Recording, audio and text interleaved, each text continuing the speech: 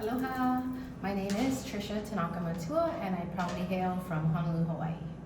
So currently I work as a substitute teacher at Alpha Scott Elementary, and while I enjoy it, the only reason why I'm driven to become on this path of being a full-time teacher and educator is because I don't get to see students' growth over time, and I don't get to influence the curriculum content of what they're learning.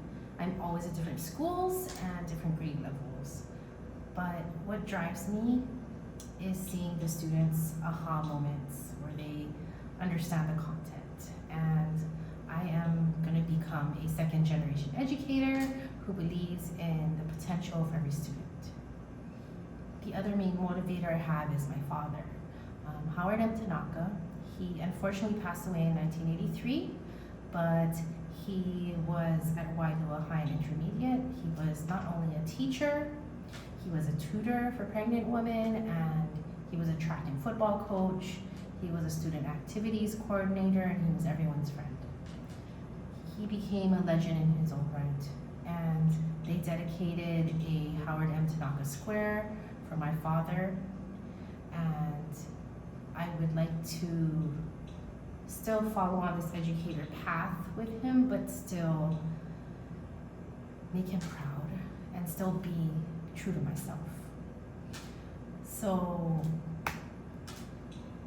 my own personal challenges I know I'm facing currently and in the future is going to be managing work, school, and parenting responsibilities. But I am dedicated to rise above these challenges and make a difference, because I really believe in making a difference in a positive way for students' lives. There are main graduate requirements to obtain a master's degree in education, and my main goal is to obtain a master's degree in education, elementary education from Grand Canyon University, and become a qualified elementary school teacher within the state of Hawaii. I also have ideas that I would still like to remain at the school I currently substitute at, not just because there's a need, but because I really enjoy the school culture. Now, to obtain my graduate degree with Grand Canyon University, there's 14 courses, and there's also 77 hours of field practicum experience. Please see my slide. And for licensure, there are praxis exams. There are certain scores we must obtain in order to become certified and pass. If you are obtaining a certification in Hawaii, then it is free to become certified.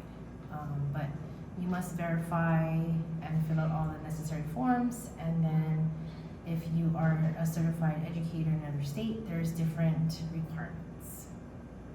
So the graduate requirements for Masters of Education, I am going to obtain my master's degree in elementary education from Grand Canyon University and become a qualified elementary school teacher within the state of Hawaii. The educational courses I need to fulfill to obtain my degree are all listed in the slide, but there's 14 courses within a year and a half, including 77 total hours of practicum field experience hours with criteria for each class.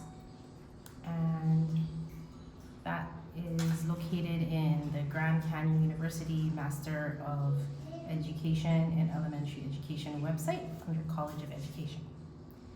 Then there's licensure and certification requirements for Hawaii. The first mandatory requirement is to get fingerprint clearance within the state.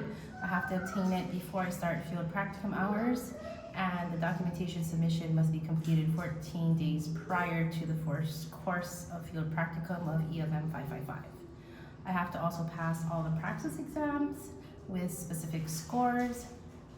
So there is basic skills testing, core academic skills for educators, reading basic skills, writing basic skills, mathematics basic skills.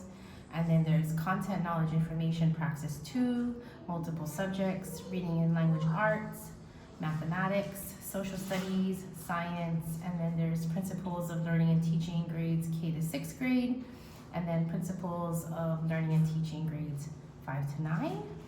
And then there is student teaching clinical practice manual, and it has to be reviewed, and then I have to submit the student teaching orientation to my advisor, who is Adrian Casada, okay? And that was found in a communication email.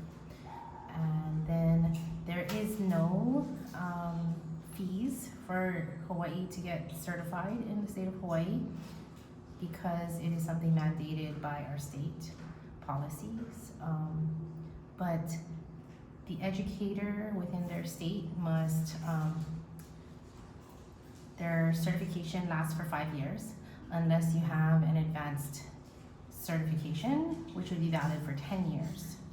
So you have to finish all of the classes at GCU, and then you have to submit all your passing scores from your praxis score, academic skills for teachers in reading, writing, and math, and then principles of teaching. And then you have to also pass fitness clearance and submit a valid ID. And if you have an advanced license for teaching, it would be valid for 10 years. My personal high expectations as an educator is communication, because it's important to communicate so everybody's on the same page. Technology, so that students are fully immersed and have good interaction with you. And then the moral code of ethics, there's a bunch of core values that are very important to me as a teacher. And one of them is integrity, because you have to always do the right thing. And then there is compassion. You have to always be compassionate, have empathy for others, have gratitude, and respect each other. In Hawaii, it's called kuleana. You respect each other, you respect yourself, you respect your elders, and you respect your classroom. Okay? And courage, the courage to speak up, and courage to speak up for others as well. Be an advocate. And this is found in the INTASC, National Association of State Directors and Teacher Education and Certification, Model Code of Ethics for that one. And then the INTASC is also included for all standards, basically communication, whether it be ethics, whether it be always doing the right thing, or whether it be helping your classroom by always educating yourself and finding new methods of teaching, or say taking a class, or taking the next steps to always be learning as a teacher.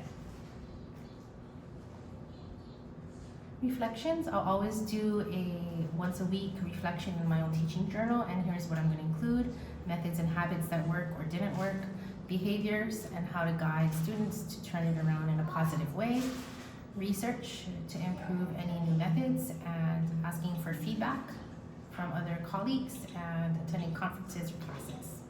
Okay, so that is found in the INTASC Council of Chief State School Officers, Interstate Teacher Assessment and Support Consortium, Model Core Teaching Standards, a resource for state dialogue, and the Grand Canyon University website for the 4 steps for becoming a professional educator. Professional learning goals for myself. My first goal is to work and shadow a good English language teacher at my school. His name is Mr. Ogawa, and I would love to learn phonics, articulation, reading comprehension skills, working with students who are learning English either for the first time or they have speech impediments. And language is very important to me, and it is my passion. So I believe that would be a good additional certification for my teaching. And the second goal is to start my own nonprofit, 501c, within 5 years. And ever since I was a kid, felt the need to give back to my community and also pay tribute to my dad. There is also a grant writing class at Grand Canyon University that I'm interested in taking, and then I would narrow down what type of nonprofit I would like to make, and then the next step after that is meeting the right people, finding them to be on the board of directors, and then wanting to show people. My main drive is to show people making a difference starts from within, to give back without wanting anything back in return. Mahalo.